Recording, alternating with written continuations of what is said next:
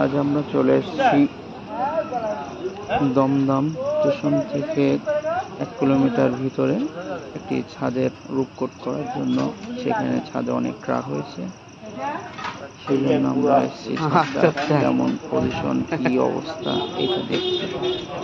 তার পরবর্তীতে এইটার মেরামত কাজ শুরু হবে, সেটাই দেখতে থাকুন, আমাদের সাথে থাকুন এবং লাইক, শেয়ার, কমেন্ট, সাবস্ক্রাইব করে দিন, যাতে যেন আরও আপনাদেরকে নতুন নতুন কাজ নিয়ে হাজির হতে পারি।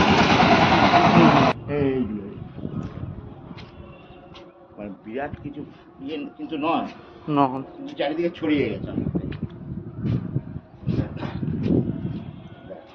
কি করলে কি হয় দেখে বলুন,